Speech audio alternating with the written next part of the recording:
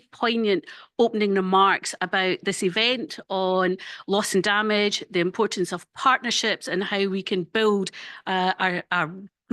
build on our great working relationship between Scotland and Malawi.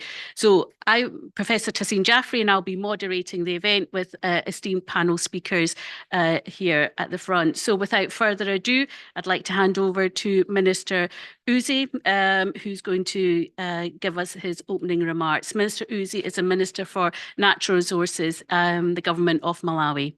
Thank you.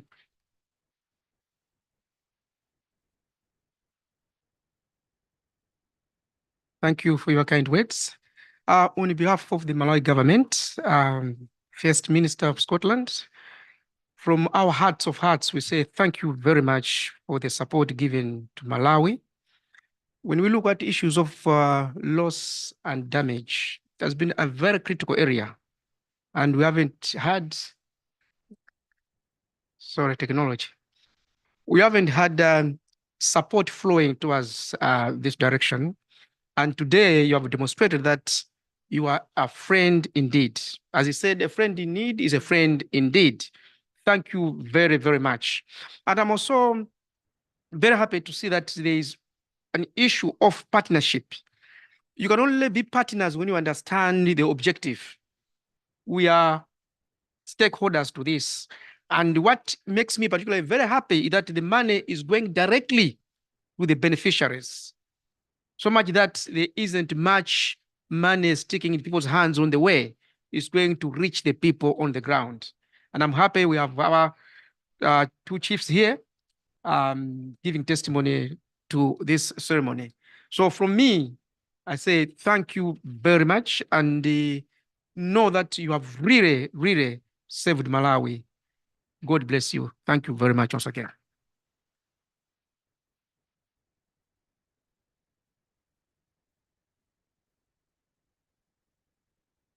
No, Minister, we might have to switch that mic from you to me. Oh, yes. Yeah. Zakomo, thank you so much. And Honourable Minister, our tribal chiefs, Honourable Chiefs, Mulebo, I hope we're good. We're good. Yeah, we're good. We're good. You are most welcome, particularly to, I can't even call them our friends. Really, they're our brothers and sisters in Malawi. The relationship between our two countries is historic, it's strong, but it's not just historical. It's about today and about tomorrow, and making sure that we continue the strength of that relationship for many, many years to come. Honourable Minister Uzi, it's important to say that the issue of the climate crisis for Scotland is an issue of justice. We are a country in Scotland who has benefited for decades from industrialization. And unfortunately, the countries in the global north are the ones who have caused the disproportionate impacts of climate change. But I'm afraid it's you and our friends in the global south who are suffering the greatest impacts. And I don't need to tell any of our Malawian friends about those impacts. They've had devastating storm after devastating storm. And the last time I spoke to His Excellency, the President of Malawi, President Chikwera, he told me of the multi-millions, if not billions of dollars of damage that was done by Storm Freddy. It's still impacting communities very much to this day. So we see the issues around loss and damage, for which Scotland was the first government in the global north to put money. We see that as an issue of justice, first and foremost. And there can be no friendship if there is no justice. So we must have justice at the heart of what we do. And I was very pleased to see the announcement by COP in the opening days in relation to loss and damage. What our friends tell us in the global south is that, yes, you need to capitalize and you need to put money, but it also has to be fair. When it comes to the distribution of that money, it can't add to the debt burden of countries in the global south. So I promise you, Honourable Minister, and to our friends in the global south, we will advocate alongside you the issue of fairness, and that this money should go to the beneficiaries, and it should be grants, not high interest loans, that add to the debt burden of the global south. You mentioned, of course, that Scottish Government and Scotland led the way when it came to loss and damage. You're absolutely right. We did do that at COP26. We announced, of course, initial £2 million for loss and damage. At COP27, we committed another £5 million as well. In New York, I also announced £1 million to help with the impacts of Storm Freddie. Today, I'm delighted, Honourable Minister, to announce that the Scottish Government will give a further £1 million in new funding to Malawi in partnership with Give Directly. That support, in addition to the existing support to Malawi, including the £8 million Climate Justice Community Programme and £800,000 for Storm Freddie. So it's in addition to the funding we have given. And we won't just give it, we intend to mobilise it and get it directly into the hands of communities. Perhaps I can end in saying, when I talk about that historic relationship that exists between Scotland and Malawi, the father of that relationship was Dr. David Livingstone. And when he travelled to Malawi, he talked about the 3 C's, Christianity, commerce, and civilization. And that last C for me is perhaps the most important at this moment in time, because civilization is at the point, at a tipping point. If we do not take the ambitious action that is needed now, then civilization is in danger of its own extinction. And so therefore, our collective endeavor, friends in the global north and the global south, the very endeavor we are involved in is to ensure the existence of humanity itself. So Minister Usi, our tribal chiefs, our friends in Malawi, you are always not just friends, you are family to Scotland. You have always given us a warm welcome, hence why you are called the warm heart of Africa. And although I cannot promise you as good weather as Dubai, I can promise you a very, very warm welcome when you come to Scotland next. And can I say to our wonderful panel, I hope you will forgive me that I have to attend my next bilateral. I will ensure that I get feedback directly from Jemima in terms of the panel, but can I thank you for taking the time. So many of you I've met before and had the pleasure of meeting, but I hope all of you enjoy the event with our esteemed panel and with our friends from Malawi as well. Thank you very much.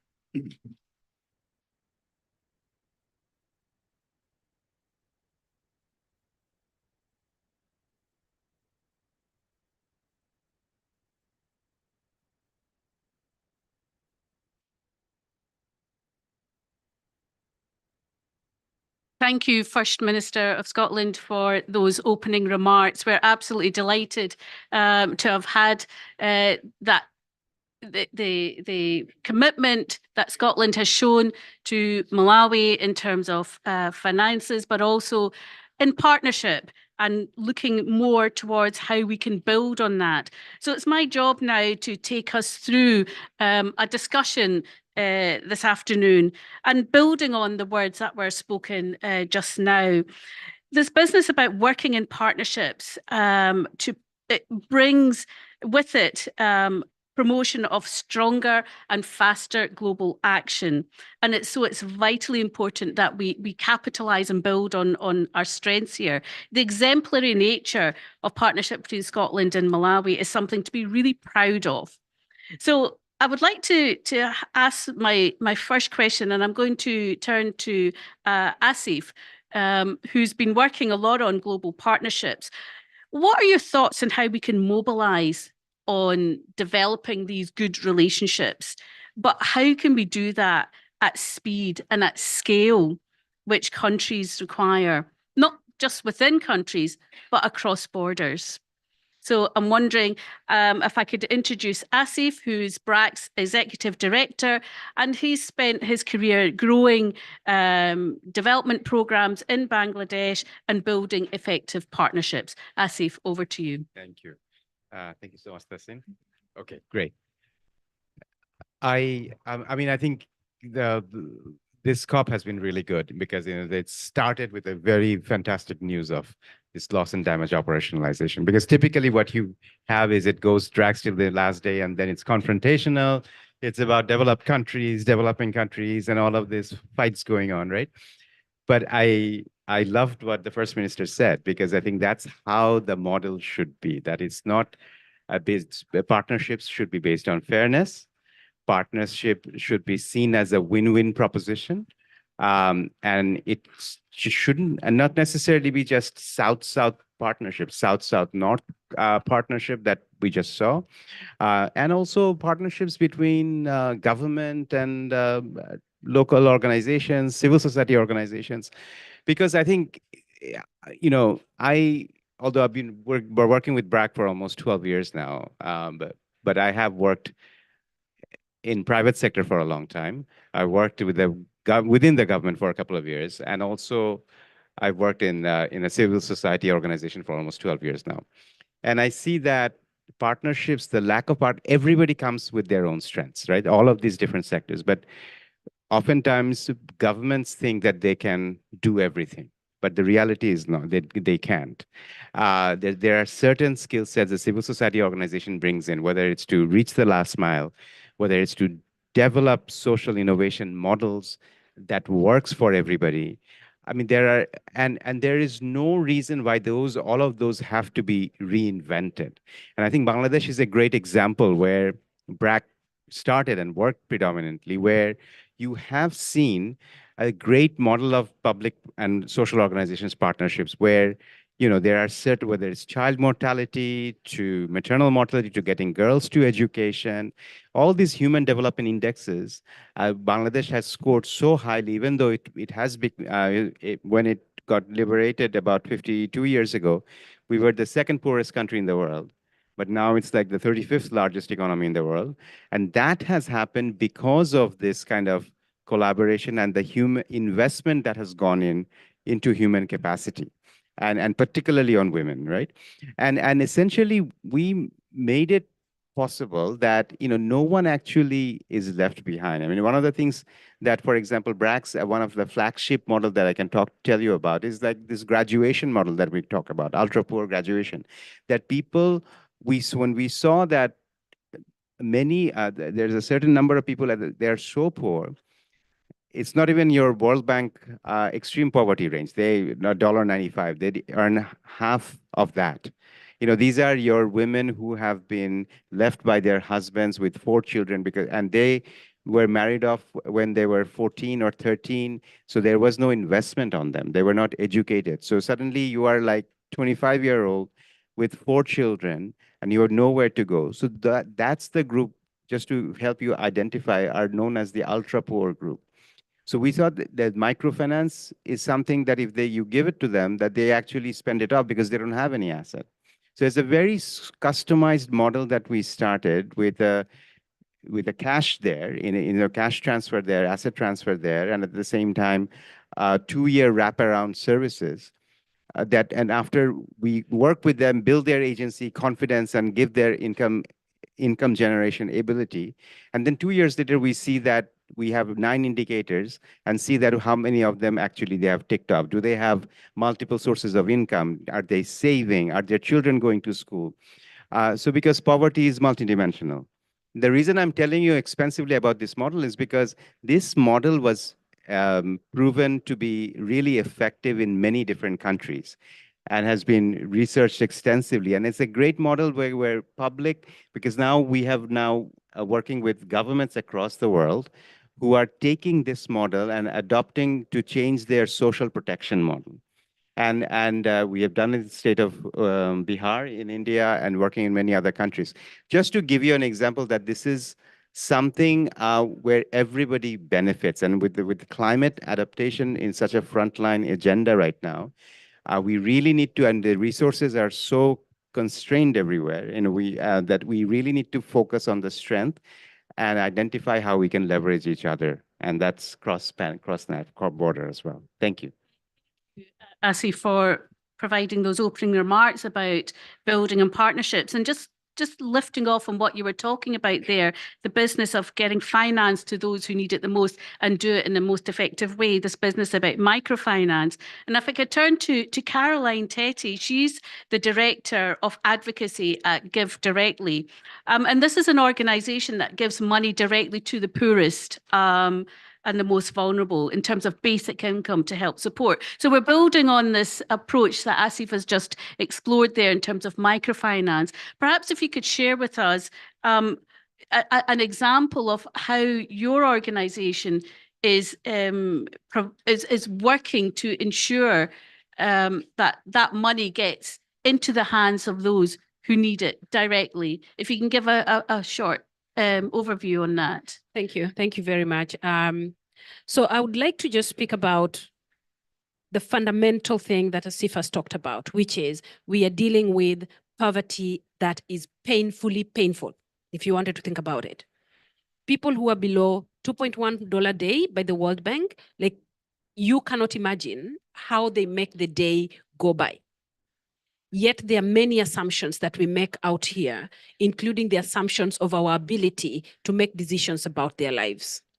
At Give Directly, what we do is send money unconditionally in the hands of people living in extreme poverty and giving them the power in their hands to make the choices about their lives, to make decisions about their lives.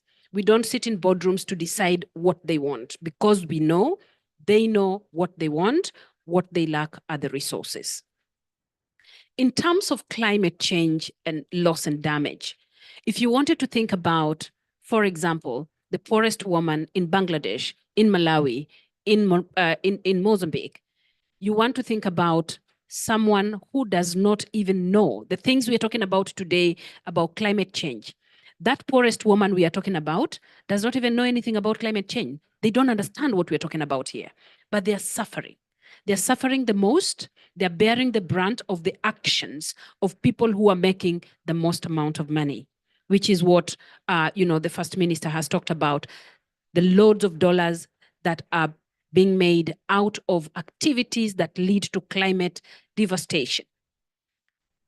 The effects of those are felt downstream to that woman who never went to school, that woman who got married at 14, that child whose mother has lived with as a single mother and has inherited that same cycle of poverty. They're the ones who are losing their farms. They're the ones who are losing their homes. They're the ones who are losing the billions of dollars that the First Minister talked about here. Little investments that they've spent all their lives working on go down the drain. Yet we remember that before they lost their farms, before they lost their homes, before they lost their investments, they had some money. And loss and damage is telling us here today that, you know what, those people need to be compensated. When the actions of people who have damaged the climate and led to floods and droughts and wildfires, people are suffering. We can't sit on pedestals and feel comfortable. There's a moral calling. There's a moral need, a moral responsibility to those women. And the time is not on our side. It is now that we can help them. It is very possible for us to do it because the world has transformed so much in terms of technology. Mobile phones can get into the hands of every single person, including those we had thought about as being unreachable. People who were previously unbankable, today they can access mobile phones. Artificial intelligence has given us knowledge to be able to penetrate places that previously we said were unreachable. We can reach them today. And then we can reach them with the technology in their hands in mobile phones and get them money. That is what Give Directly does. We send money directly in the hands of that woman to give her a quick solution to the loss of her farms, the loss of her house, the loss of her investments, so she can become human again. It is a call on us to make humanity human, to give people back their dignity and to allow them to live life that is normal. That is what Give Directly is doing in Malawi, together with the Scottish government, to give back life to the hands of people who never had lives. And if you visited Malawi today, I don't have to sit before you to tell you how impactful, how important that is. One chief from Malawi told us, people in my community are very wise. They can make decisions about their lives, but we get devastated every day because we lose what we have invested in all our lives. And no one comes to our help. But now that we have received some money, we are able to invest back. We are able to build back stronger houses. We are able to invest back in our farms. One of the women living in that community said, we don't go to offices. We don't have an office to go. When we wake up in the morning to go make salaries, they say we don't have salaries. These farms are everything that we depend on. And when the floods come and wash them away, where do we go to? That is the heart of the reason we should be sitting and talking about loss and damage. That's the reason we are being called upon, each and every one of us, to feel the sense of responsibility, the moral responsibility, to talk about this issue, to put resources where it is needed most, which is the hands of the people who need it most, who've been affected by the climate devastation. Thank you, Caroline, for describing that, the importance of getting resources to those who need it most. And I guess that kind of like takes me straight on to the next point. And it's what you were saying, Caroline, about a moral responsibility. This is about compensation, and it dovetails directly into the discussion and narrative around climate justice and the strengths that the Scottish Government have showed with reference to the programme of work on climate justice.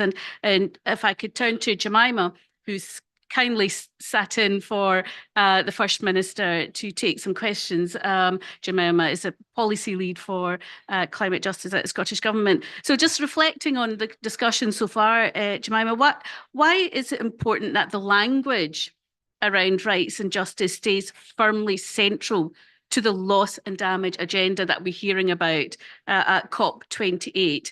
I guess if I can get a sense of that, then we can think about how we can ensure that it stays that way, and we'll maybe turn to Brenda to see that. But if you can articulate the first part of that question, that'd be great. Thanks, Tazeen, and thank you very much, everyone, for coming today. And apologies, the First Minister wasn't able to stay. We're really delighted that we have this partnership with the government of Malawi and with Give Directly, because it speaks directly to the question around language and this issue of fairness and justice. So the Scottish Government has long recognised the moral responsibility behind climate change and loss and damage. So for us, it's been a recognition and stepping up of our moral responsibility to the global south. And so this issue of justice has always been very squarely at the centre of our approach, and that this must be about human rights and respecting the rights of people who are suffering. And from that human rights-based approach, I think it leads you quite squarely to a set of principles, which is around recognising the differentiated impacts of climate change on the most vulnerable groups. So climate change doesn't affect everyone equally, but the need to prioritise those who are suffering the most. So we are looking in our support to ensure that we recognise that differentiated impact, and we prioritise women and youth and people with disabilities and the most vulnerable. And that's the criteria. I think it comes down to the criteria, and that's where the language, Tazeen, I think of your question speaks to, is about ensuring with a human rights-based approach, you talk about vulnerability as being the guiding factor behind how you give them, how you face that moral responsibility. And the second thing that comes out from it, and the First Minister touched on, I think, is if you're really talking about human rights and justice, then it's grants. And all of the Scottish Government money on loss and damage has been grants. And I would really like to see how that can be taken up at scale. We realise Scottish Government funding is small in comparison to the need, and that we do not have answers, but we are trying, we are giving, we are making a contribution, we are taking practical action, and the focus we will continue to have is on giving grants so that we're not increasing the debt burden. And I think that's where it kind of brings you back round to when you look at it from a justice approach. Yeah, thank you, Jemima, for that. And I think what you've described there, the differentiated impacts, particularly on those on the front line, and the women and girls are often at the receiving end of those impacts. I mean, work that we've done ourselves in Malawi has clearly articulated that. But I'm also going to use that to turn to Brenda Mwale, who's part of the executive team of the Green Girls platform. And her work sits at the heart of addressing violence amongst girls and young women due to the impacts of climate change, but your focus is on legal safeguards and the services it provides. So just listening to what Jemima has said there about its moral responsibility, how do we embed the human rights approaches? Is it through legislation? Is it through legal frameworks? Is that going to be the approach that ensures that this issue stays front and central of the loss and damage agenda? Is that the entry point? So if you give some thoughts and reflect on that, if you may. All right. Thank you so much. So one thing that I can say is that loss and damage is context-based.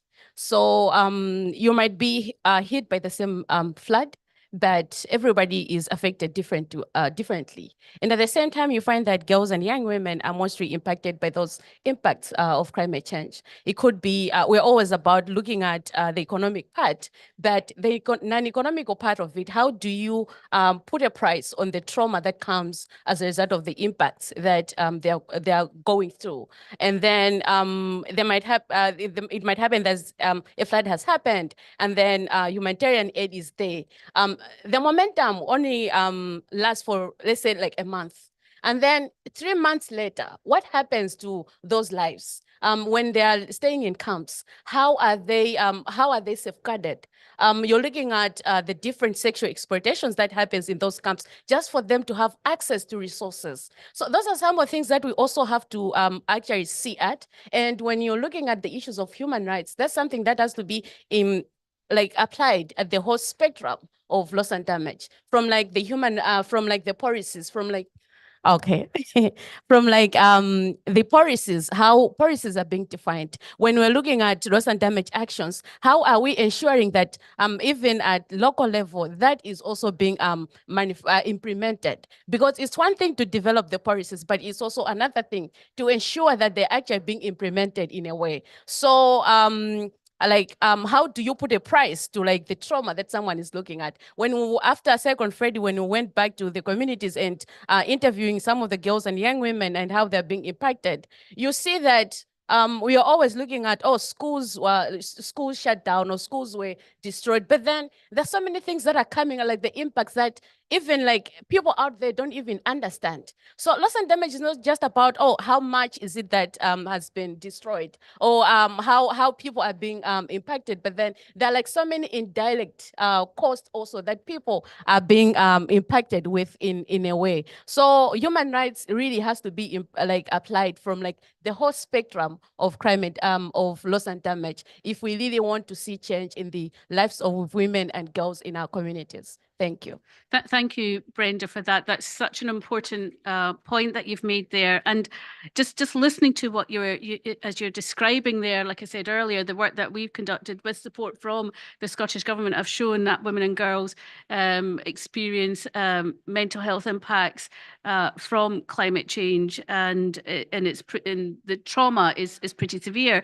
But with that, there's an agenda there. There's what can be described as subnational action that's required, that fits within the loss and damage agenda and the financing landscape. And I'm wondering, Asif, just listening to the stories that's emerging from Malawi and the human rights agenda, and how do we take these things forward? And we're dealing with some difficult issues such as non-economic loss and damage, which is very hard to define. What is the role of subnational agencies to come together to work across different sectors, to work across health, cuts across agriculture, cuts across industry? How do we bring these things together? And I guess it touches on what you were saying earlier on about the effective nature of working in partnerships.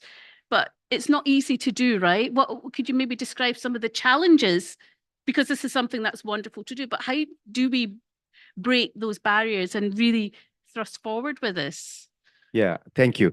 I was just walking up the elevator to go to the washroom over there, and then this guy in front of me was sometimes walking and then stopping, and then walking and then stopping. So I was very irritated, and I was like, but then I realized that that's what the challenges of partnerships are, right?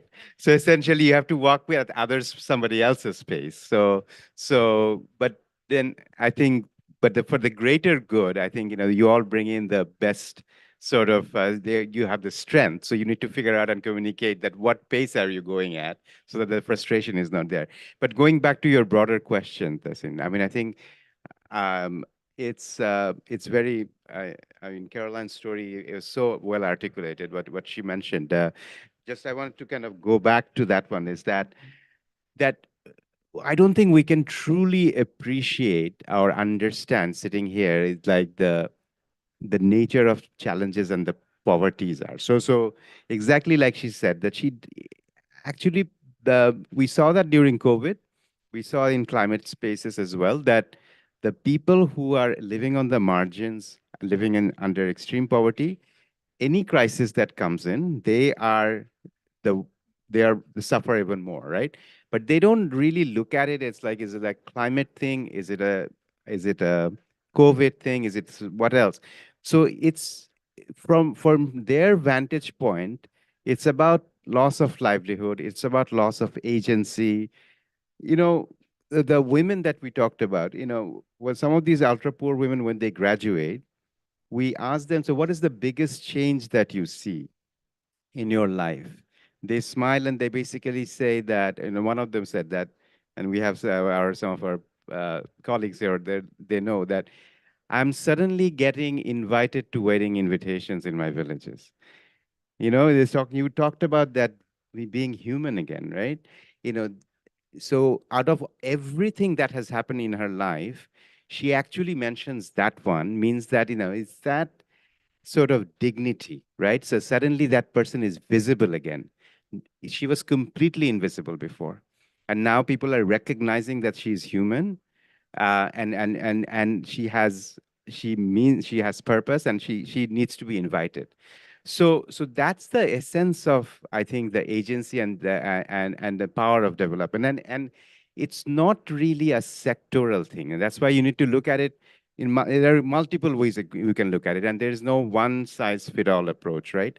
So Caroline mentioned the cash approach, which is very, very important, that you give complete power to the person. But there are also women, actually, they are so lacks agency, so that they need the coaching, they need even the confidence building to basically go out there and believe that she herself can change her lives. So that's where this coaching component comes in. But going again, but I think the role here, I mean, we see in Bangladesh as well, in other places, that the challenges are becoming much more localized. Even in Bangladesh, in a climate, you have 5 different climate extreme weather, climate hotspots. So you cannot even nationalize an approach, let alone think about a global approach. Everything has to be very, very local in terms of how you do things, the reality of the nature over there. So the role of the subnational actors, the local actors, becomes extremely important. So I think that goes back to the heart of how we see development happening going forward, and including in the climate justice space as well, that power and agency needs to shift to local actors. So they decide not only on the just individual perspective, that they decide how this money should be spent, right? And that is, I mean, I think this is a crisis, but at the same time, this is an opportunity to completely change the way we have been doing development. We, call it decolonization of development, call it doing development differently, whatever you call it. But the development as we have done in the past, it requires a huge disruption. The amount of international aid money that has gone in and spent, I think we could have achieved far more if it was done in a way where local agency was built and local actors were empowered. Thank you, Asif. And just listening to what you're saying, I mean, it's a cry out for, we can't carry on with business as usual. We need to see a momentous change in our approach and our philosophy and how we do things. And we need to do things differently. And as all the panelists have said, we need to get the money and the resources and the support directly to those who need it and find the most effective way of doing that. So with that in mind, I think what I would like to do is open up the discussion to you who have been listening in to the remarks from the First Minister and Minister Uzi and our panelists. If you would like to ask a particular question or give some reflections on what you've heard this afternoon around this business of working in effective partnerships and the role of subnational agencies. If you'd like to raise your hand and just say who you are and ask a question, I think there's a mic that will come round. There's any comments? There's a question here.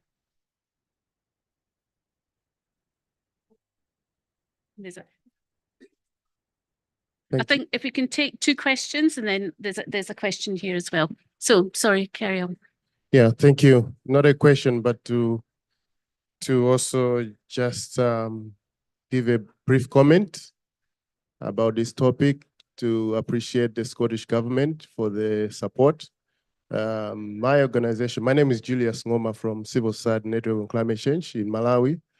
And I'm here with the Malawi delegation. My organization was part of the one of the organizations that has been supported by Scottish Government through this arrangement. And I think one thing that I wanted to commend is how the Scottish Government has been able to work with communities directly, as they're saying, in terms of supporting them, but not necessarily using approaches that would actually help them to or impose actions on them, but then working with them to define what loss and damage intervention would mean in their context and be able to also support them through that. So we've been able to implement some projects over the last 2 years, which has actually enhanced the learning on what loss and damage would mean in the context of the local communities themselves, but also even enhancing the learning throughout across the stakeholders so that we understand our context, even define further what loss and damage would mean in the context of Africa. So I think that's the example that we would want other developed countries to take in terms of supporting loss and damage in the developing world. Thank you. Thank you, Julius. And I really like your thought there in terms of not imposing actions. I think it's a very powerful statement to say. And I think models like that, we know historically just don't work. There was a question down here.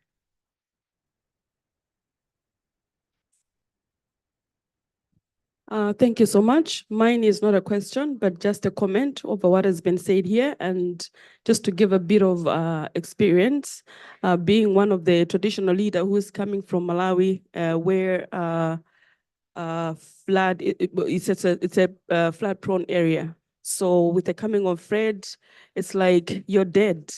You've just talked about justice here. First of all, allow me to thank the government or Scottish Government through the help that is giving to Malawi through give directly and card. We thank you for that. And safe to say that maybe the need is too high because the impact that Cyclone Fred has brought is way much too devastating.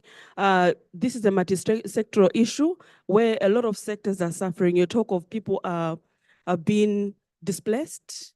You talk about losing schools, health facilities. So here you are, you've lost your home. Already you're worried that I don't have a home. At the same time, you think, oh, if I fall sick, what will happen to me? So there's a lot that is going through the people who have suffered through the Cyclone Fred. So my plea is, we understand you're trying your best, but would like to plead for more partners to join together to ensure that you scale up the help that you're giving us because it's not enough.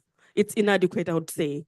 Just to give an example of Nsanje alone, where I come from in Malawi, 8,000 people were affected. And to hear that 3,000 are the ones that are going to benefit leaves a lot for others to benefit as well. So you can see that there's a lot that needs to be done in ensuring that the losses that have taken place are brought back. So in the absence of that, I think we're all dead. So we need that justice. Another example that I would give, the last one, is that just to talk about myself, my headquarters where I operate from is no longer there. We have to move to the upperland. I can't sit down and talk about land disputes because we've nowhere to sit. We've lost a lot. So just to say thank you to the British government for their support, and please let's do more. Thank you. Thank you very much. And it's sad in a way to hear about so many people that are not going to be able to be supported. But I guess, you know, it's thinking about how do we ensure that we use the finite resources that we have for maximum gain and maximum benefit to support as many people as we can. And I guess that's what this conversation is about. Before we take another question, I'm just going to turn to Caroline just for a second. In terms of finite resources, I mean, how can you give us an example of how a small pot of money can go an awful long way? Because that's what I'm hearing. And, you know, this is a challenge of our time, that there doesn't seem to be enough money flowing as there should be. So if you can just give us a quick example of how. Sure. Thank you. Thank you very much. Yeah, it's true that, you know, the environment where we're working is resource constrained. Everybody's talking about there's not enough money. Governments, philanthropists, institutions that have been helping us, you know, a lot of them say there is no money. I think one thing that we also are bringing here is that when there is no money, we want to look for ways in which so little should take us so far. And the one way of doing that is putting agency in the hands of the people. We do not want to spend all the money doing the doing of things we don't understand. We want to give the people the opportunity to do what they understand most. In Malawi, the program that we are dealing with, or the program we're implementing together with the government of Malawi and the Scottish government, is sending $750 in the hands of every household that is affected by Cyclone Freddy. That amount of money, by any average standard, the reason the Malawi delegation is clapping is it's a lot of investment per household. And if we were to put it in our the normal operations of how most organizations work, I have worked in organizations before Give Directly. I'm counting 25 years in the sector. I have been at Give Directly for 8 years now. And I can tell you, if you gave me $750 to do the normal things that I was doing before, 65% will remain in my operations. And I'm telling you this with confidence as somebody who worked in budgets within you know, non-governmental organizations. Today, we are delivering 85 to 91% of the money that we receive in the hands of people. And what do people do? They construct stronger houses. So when Freddie comes back, their house doesn't get swept away. They buy food for their households. They take their children back to school. In the case of this project in Malawi, where the government of Malawi is helping people to move to higher ground, you know what that means. When you're moving to a higher ground, you're literally leaving the places that you are accustomed to, that you understand, the communities that you are used to engaging with. Because of this support, we are able to move whole communities. So if a community was a community of 200 people, we move them together and give them an ability to start off by putting $750 in their hands. That's a very important thing. In the African community, if you thought about it, it's not always just about the economic well-being. The cultural investment, the social fabric is very, very important. Being able to help people to sustain that social fabric and cultural heritage is very, very important, and giving them the ability to reclaim that on their own is very important. So when we think about the money, let's not just think about how many businesses they could invest in, how many houses they could build, how many children they could take to school. Let's also think about the social impact, the mental impact, that letting people know that we can together be saved out of this devastation brings into their lives. Thank you. Thank you, Caroline.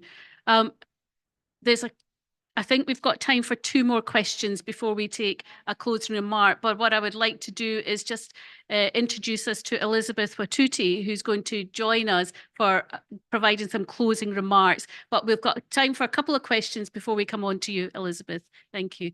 So we've got a question here and a question here. Thank you very much. My name is Emmanuel Michael Mwanyongo. I'm a climate justice advocate from Malawi. We really appreciate what Scotland is doing for Malawi. We don't take it for granted. But my question now comes because we are discussing partnerships. So we understand Malawi and Scotland have got a historical background that we can't ignore. And maybe it's just a social call for Scotland to assist Malawi because you understand and you sympathize and empathize with Malawi. But now bringing these partnerships issue to the global north, how do we get other countries that don't have any historical background with Malawi to stick to their pledges that they made on 30th November and the other COPs before? So what role can we play, especially you, Scotland, as a country in the global north?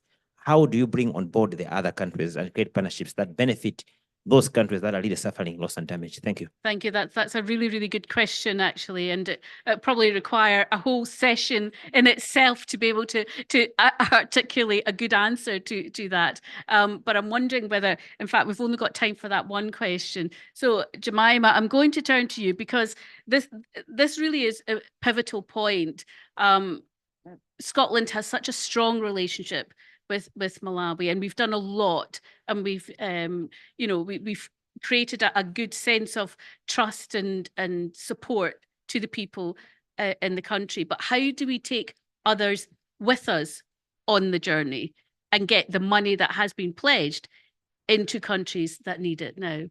Thank you. It's an excellent question. And we have noted the pledges, and we will keep emphasizing the mobilization that needs to happen. So our funding with Give Directly is mobilized and will be spent before the end of March this year. So we are moving quickly, and part of that is demonstrating that it can be done and demonstrating different ways, and not saying there's only one approach or there's only one way of doing this, but there are lots of options out there. And here's one example of how to do it. And that's why we come to COP. And it's why we hold events and try and convene the global north governments, and not just the governments, but the private sector and the NGOs and the philanthropies. And we try and engage across and go, here are some examples. We don't have the answers, but here are some examples of how to do it. So you don't need to wait for the perfect solution. You can get going and start trying things out and accepting at the principle of moral responsibility. It does require that acceptance, but then that very practical approach is what we're trying to do, and also through our subnational networks as well. So we're in various subnational networks with regions 4 and under 2 to promote the issue of loss and damage and show that subnationals can lead the way. That you don't have to wait for national governments to act. You can do your own, you can make progress, and we don't have the huge sums that the national governments have or that the private sector have, but we can demonstrate and help inform how they do things. So I'm really glad you asked the question. That's exactly what we'd like to do. So hold us to account, come back, tell us how we're doing on it, but that's exactly what we're trying to do. Thank you. Thank you, Jemima. And I think that kind of like summarizes the conversation to some extent before we hand over to Elizabeth, because what I'm hearing there is about the gold nuggets of success that Scotland has delivered in its commitment and its work on the ground with the poorest communities and the most vulnerable on the ground.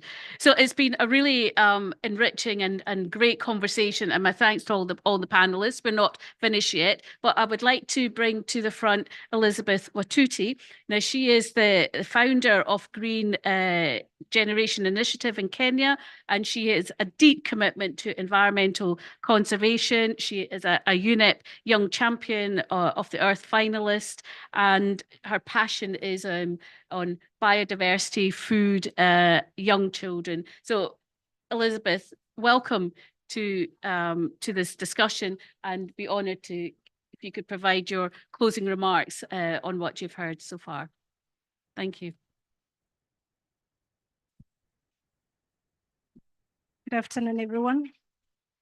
My name is Elizabeth Wathuti, an environmentalist and a young climate leader from Kenya.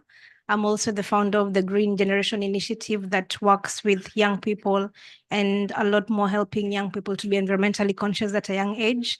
That also includes experiential learning and eco projects in schools where we teach kids how to grow their own food, clean their own air, and create their own green spaces.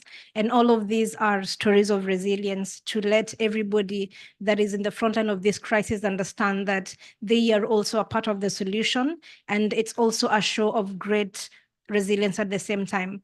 I have also spent a lot of my time with communities that have been affected by the climate crisis, especially in times when we have droughts, in times when we have extreme floods. And I have seen the challenges that these communities face. Back from the time when we had this prolonged drought in sub-Saharan Africa that affected millions of people, however much we had stories of challenges of communities that had their livestock, their lives, their homes, all wiped away and all destroyed during the droughts, I saw a lot of stories of hope and resilience of these same communities, these same families trying to grow drought-resistant crops, trying to even walk for miles and miles in search of water and food. And these are stories of women that have to walk for even 12 miles to search for food and water for their families. For me, this is a show of climate resilience. This is a show of, resourceful and very resilience, a lot of resilience, and there's people that are affected by this crisis. So when we create such a space to discuss these issues, it is important that we acknowledge that the people that are at the center of this crisis are also the ones that are leading a lot of the solutions on the ground. And what we need to do to tap into what they're doing is to support them with the tools and the much needed resources that they need to continue doing the great work that they are doing. For the past few months ago, I actually spent time with some communities in Baringo County that benefited from the Give Directly project. And what I saw for me was, moving from extreme climate vulnerability to climate resilience and strength. I saw communities who told me that they received, funds, and these funds were unrestricted and they were with no strings attached. But I think for me, the most important thing was the fact that they had the will to choose what they wanted to do.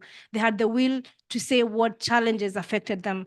Because right now, when we have projects that are imposed upon communities, a lot of times they do not work for them.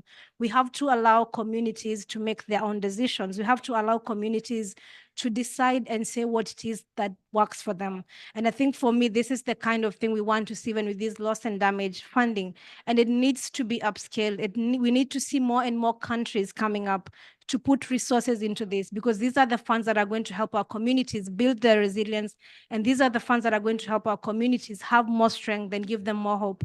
And for instance, seeing a family that had all their livestock dead during the drought season, but when they were given the funds, they chose to find a way to, rear more livestock and to find a way to create an irrigation system that would enable them grow crops within their own farm. And the fact that they have income generating activities to a point that if the money runs out, they will not need more funds. And also others were, investing in beekeeping, for example. These are income generating activities that would caution these families, help them get their kids back to school when we have challenges. And I think this understanding is what we need to have to be able to support communities. So we need to understand that we need to have that localized action, but allow the people to still have their power and their voices in terms of how they want their communities to be run. And when we empower people and communities in this way, they'll also begin to have more and more of a say in how their communities are run, and more of a say in terms of, the leadership we have in this COP. So this is one of my greatest hope in this COP, that we will not just have, commitments for this, but we'll have more and more countries actually putting resources and money and making sure that this money is reaching the communities that need to benefit from it, because they really need these resources to make sure that they are cautioned from the crisis, but also an understanding that they are resourceful. These resources are going to enable us to unlock what we keep saying as climate action, because they are already leading this action on the ground. So I really want to thank Scotland for creating this space as well, and encourage a lot more countries to keep coming forward and put the resources for communities to keep leading action on the ground, because they're not only the most affected, but they're the ones that are leading the greatest climate action that we are seeing on the ground right now. So we have to localize it. Thank you so much.